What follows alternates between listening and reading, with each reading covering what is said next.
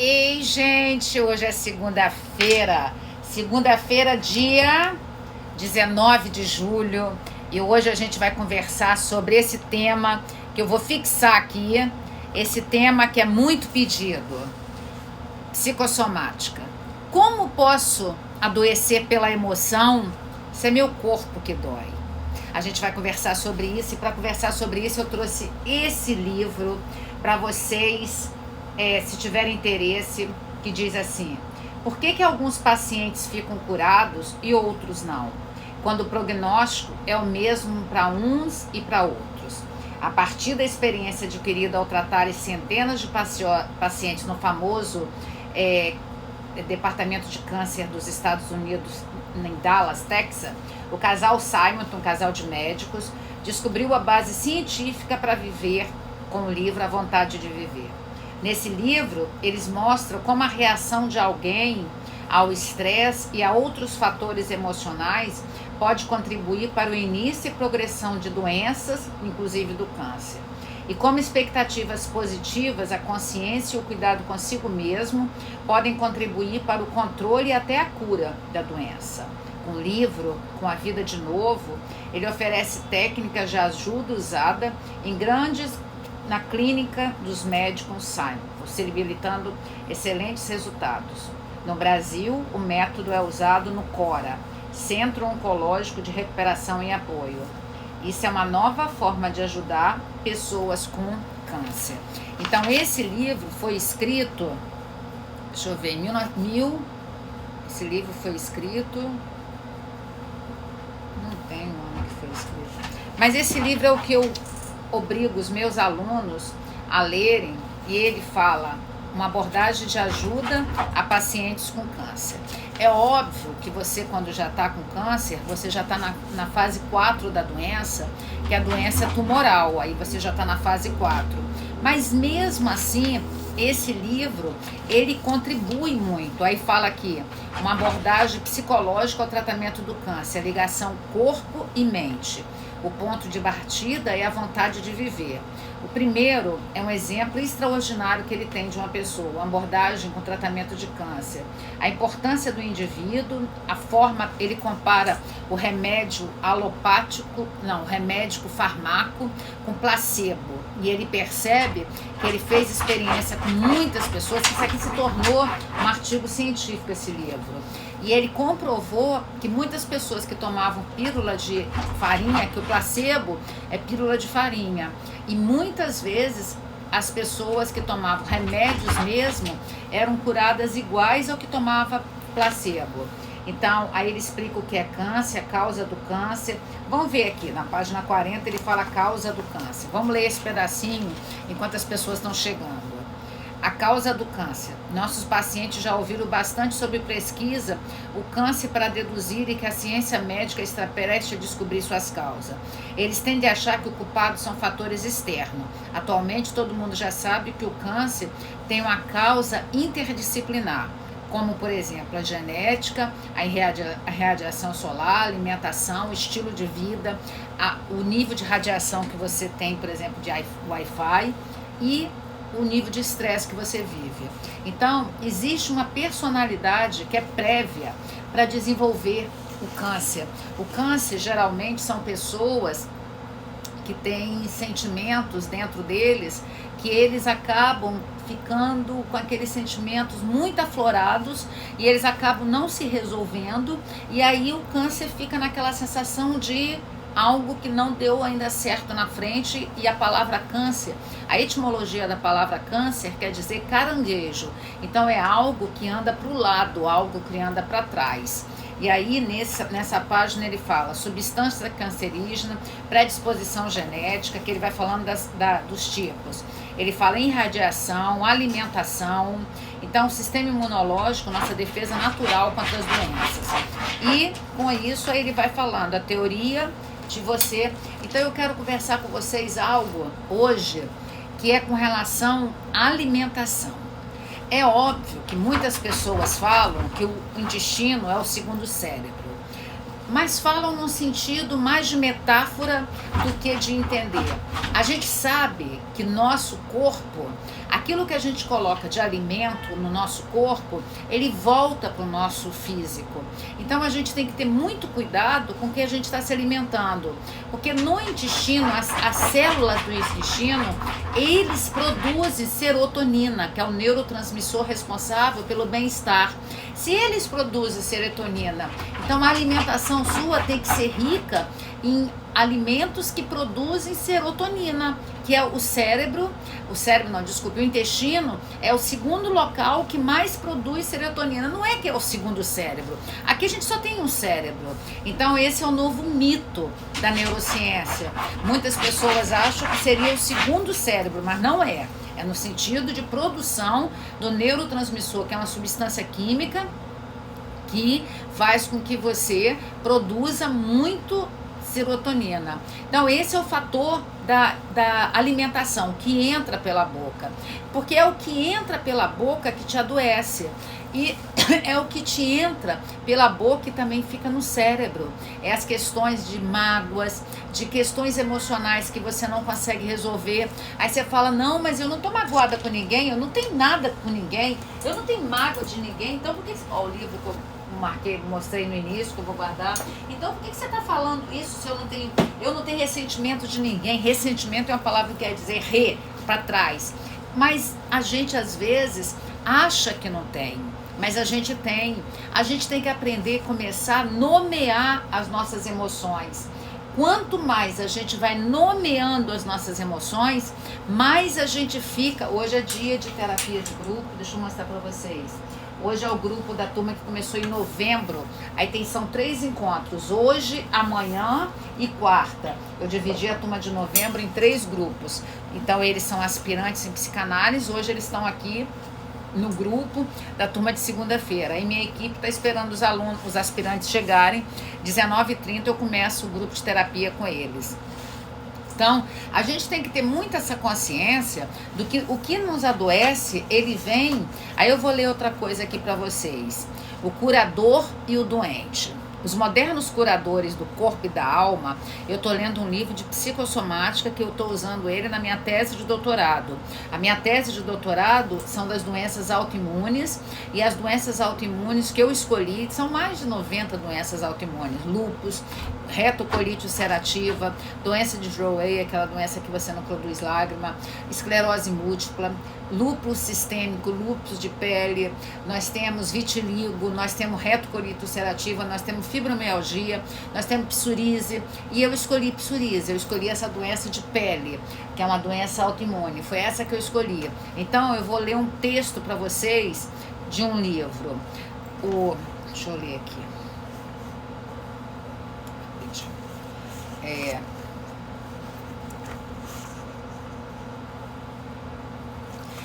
sobre Hipócrates, né? Hipócrates foi o primeiro médico que estudou esse conceito que a gente adoece devido à psique ou emoção.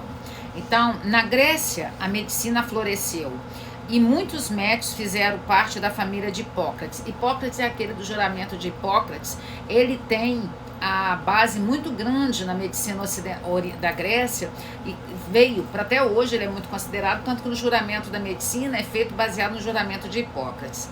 A família Hipócrates deixaram um vasto compêndio de discriminações clínicas, relatos de doença e de métodos terapêuticos, cirúrgico e farmacológico.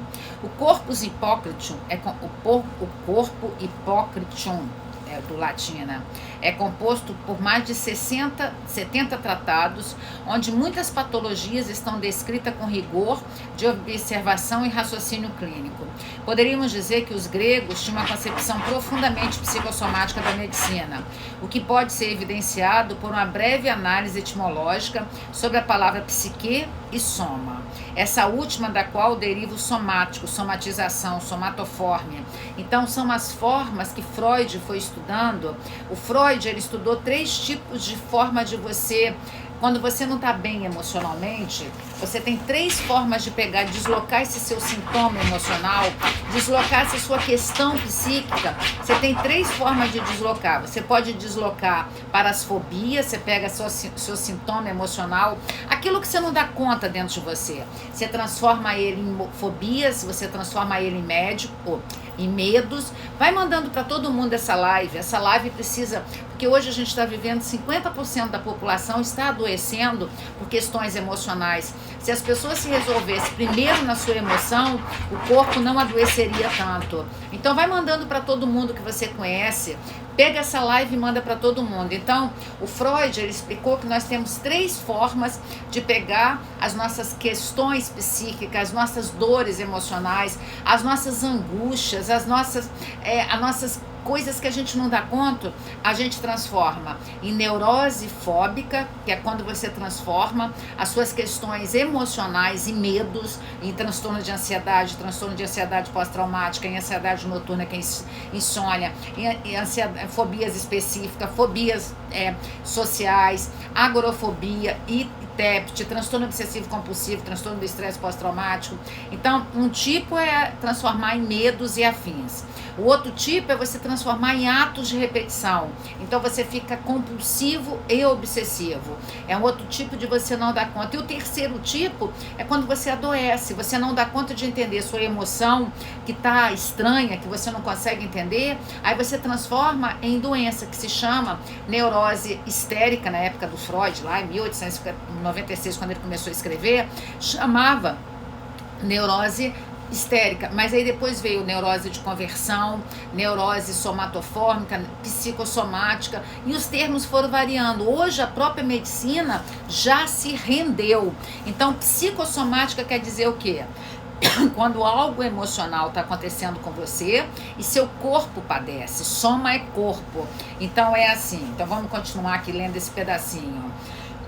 Poderíamos dizer que os gregos tinham a concepção profundamente psicossomática da medicina, o que pode ser evidenciado por uma breve análise etimológica sobre a palavra psique e soma, esta última da qual deriva o somático, somatização, somatoforme e tantas outras palavras não significativas para os gregos. O corpo é sim apenas o cadáver, o corpo inanimado, já tomado pela morte. Quanto à psique, essa é o sopro, a alma, o ânimo, o espírito que habita o corpo. Isso é a origem lá da Grécia, tá? Eu tô lendo como os gregos entendiam. Mas tem tudo a ver como hoje a gente também fala. Por isso, a morte é o último suspiro. Só a vida na presença da vida psíquica. Não basta as funções corporais, corpo e mente, portanto, são apenas 2 divisões do mesmo processo vital. Essa era a concepção avançada desenvolvida pelo gênio Hipócrates. Uma história ilustra bem enquanto eu não vou contar essa história não, eu quero falar também para vocês da questão do nível de estresse que a gente está vivendo muito depois dessa pandemia. São 1 ano e 4 meses que a gente está vivendo esse nível de estresse altíssimo. Então eu fiz um texto que eu vou ler para vocês, eu fiz um texto até que eu mandei para quem vai participar das aulas terapêuticas, mas eu senti desejo de ler hoje para vocês. Eu mandei esse texto ontem para todo mundo que vai participar das aulas terapêuticas. Aí eu vou ler para vocês exatamente o texto que eu fiz para eles. Estamos vivendo dias difíceis e, de certa forma, muitas pessoas têm dificuldade de retornar ao estágio anterior a esse sofrimento que a gente está vivendo. Pensando assim, eu fiz esse texto. Irei explicar em cada... Aí eu vou ler o texto que eu mandei para eles, depois a gente explica. Irei explicar em cada um dos 8 aulas que teremos como poderemos resolver cada fixações da fase psicossexual. Aqui, das fases psicossexuais do Freud, do Abraham, que a gente vai explicar também, do Abraham e do Maldavis também. A gente vai falar... 2 aulas a gente vai falar da libido intrassomática, que é quando você não dá conta de algumas questões emocionais e você está fixado ou no coração ou no pulmão. Então, essa doença é uma doença que atinge o coração e o pulmão, tanto que hoje ela é considerada uma doença coronária também, não é só uma doença respiratória. Essa doença da pandemia.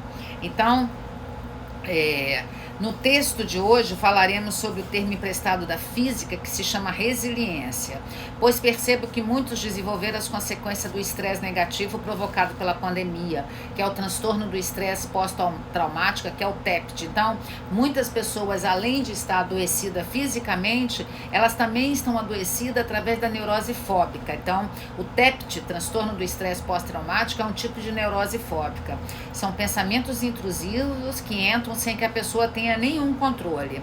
Mas percebo que como a nossa geração foi construída culturalmente na facilidade do mundo, da modernidade líquida, do sociólogo Zygmunt Bauman, não sei se vocês já ouviram falar dele, o sociólogo, ele foi até embora tem uns 3 anos já. Logo, falta recursos psíquicos quando... deixa eu abrir aqui, gente. Logo, falta recursos psíquicos quando os reveses acontecem, como, por exemplo, esse que começou no dia 11 de março de 2020. Já tem 1 ano e 4 meses de pandemia. Sabemos que muitos estão enlutados devido a tantas perdas. E como nossa geração foi desenvolvida com tanta fragilidade emocional, o aparelho psíquico, a cognição, o comportamento e a emoção, acaba ficando muito abalado. Acaba não tendo como resolver psiquicamente vários conteúdos e acaba desviando para a psique, da psique para a soma, para o corpo e também para o TEPT.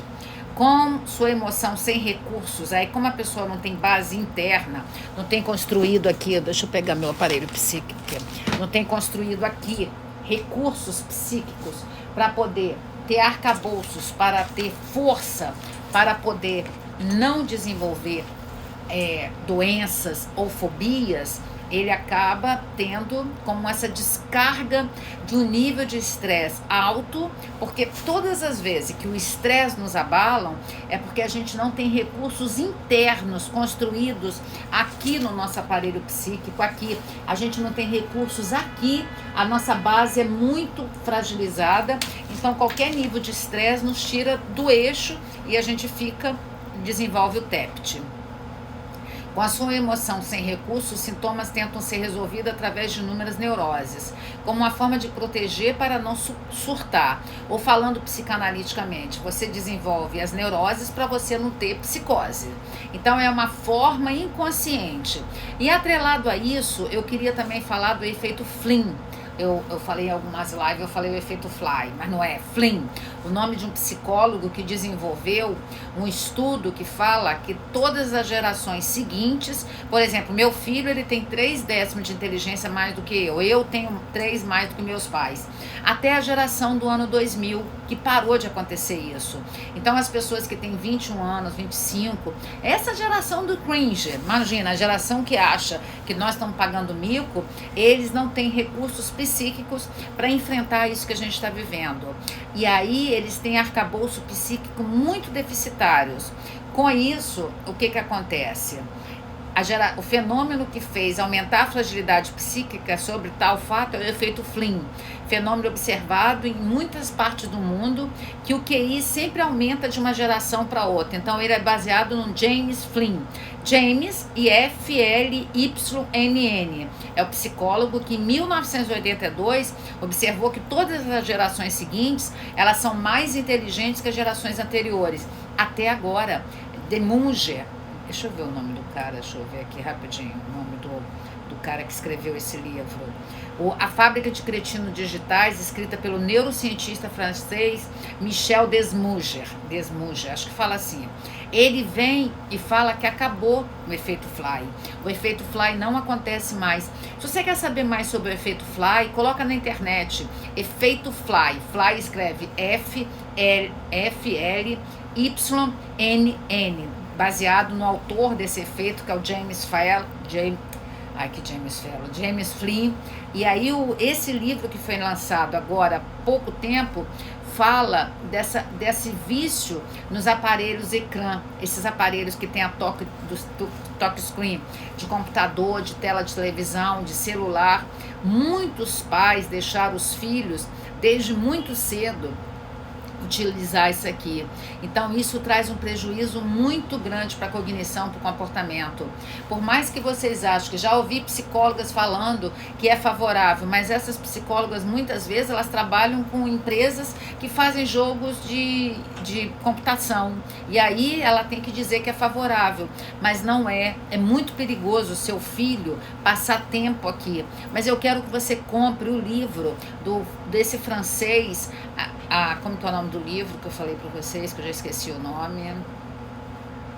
A Fábrica de Cretinos Digitais. O autor é um neurocientista francês, Michel Desmurge. Desmurge escreve Desmurget. Assim que escreve Desmurge. Então, o que esse autor fala? Ele fala que o efeito Flynn está caindo por terra. O perigo da população, em cada década, ele perde 3,8 pontos do coeficiente intelectual. Assim, estamos todos inseridos e cada vez mais na era da burrice.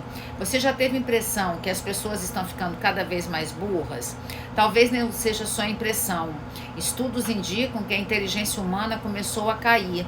O neurocientista francês que lidera uma equipe de investigação sobre plasticidade cerebral lá na França, ele fala muito sobre os ecrãs. Ecrãs são essas telas. Caso não saiba o significado de ecrã, quadro sobre o qual imagens são projetadas, tela. Monitor em que você consegue ver imagens ou conteúdo de um computador interno. Superfície plana situada na parte da frente da televisão ou outro mecanismo eletrônico.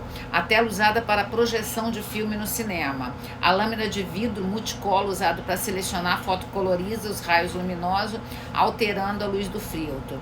Então, esse autor, A Fábrica de Cretinos, ele fala dessa geração digital que elas estão muito fragilizadas. Então, vamos fazer uma análise para pensar. Se nós, por exemplo, eu sou depois ainda da época do milênio, porque 40 anos é a época do milênio, 40 a 25 anos é milênio. Então, essa geração de hoje, ela está ficando mais adoecida do que a geração de 40 anos e mais ainda do que a minha geração e mais ainda do que a geração de 80 anos.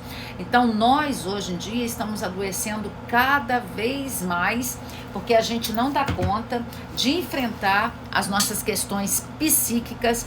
Não dando conta de enfrentar as nossas questões psíquicas, o que vai acontecer?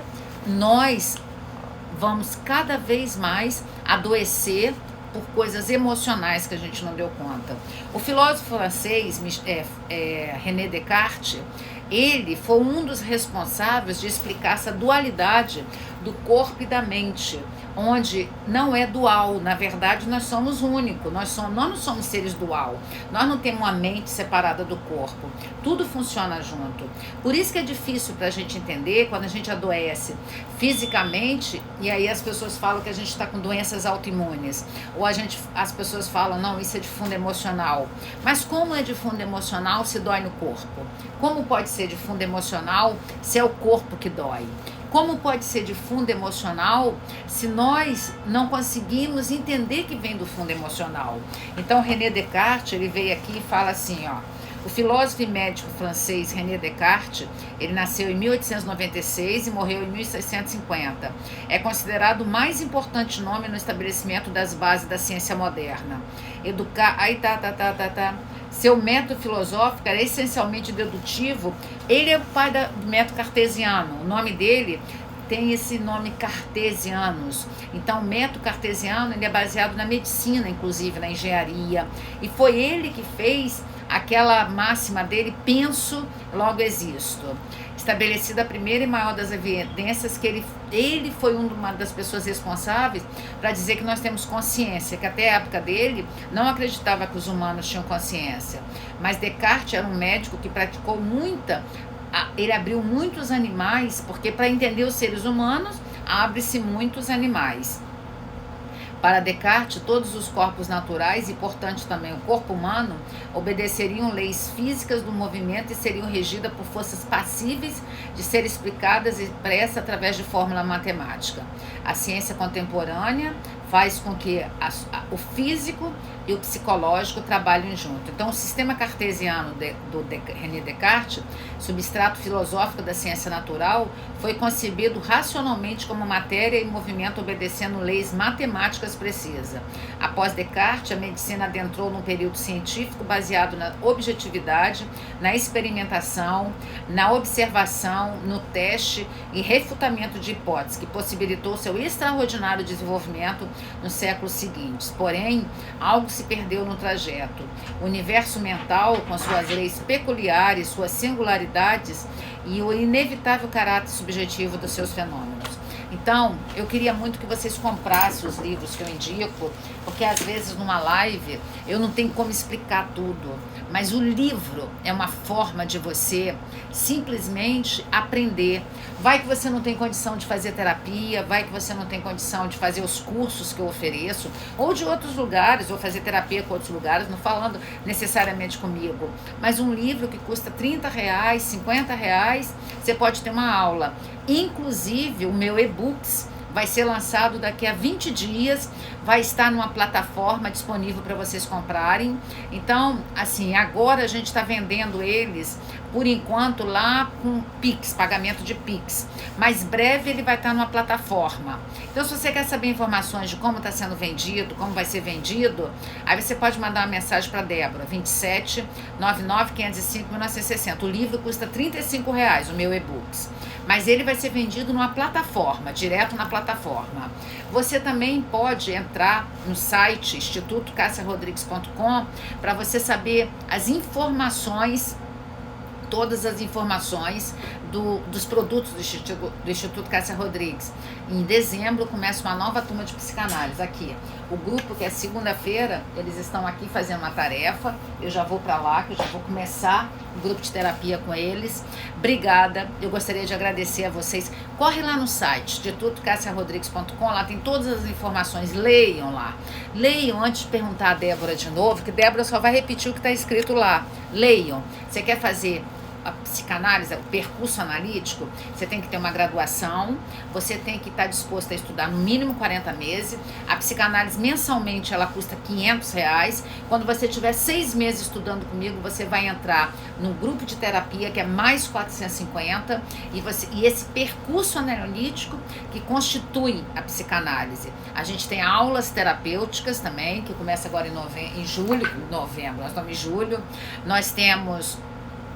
Nós temos a aula de epigenética, que vai ser outubro e novembro. Nós temos a a pós-graduação, porque eu fiz há muito tempo atrás, a pós-graduação de neurociência nossa pelo MEC ano que vem, em julho do ano que vem começa. Se for possível, compartilhe essa live com todo mundo, curte essa nossa live, compre o livro que eu indiquei no início da live e eu vou torcer para que você entenda por que você está adoecendo. Por que seu corpo está adoecendo se nasceu aqui no seu aparelho psíquico, tá bom? Beijo no coração. Tchau.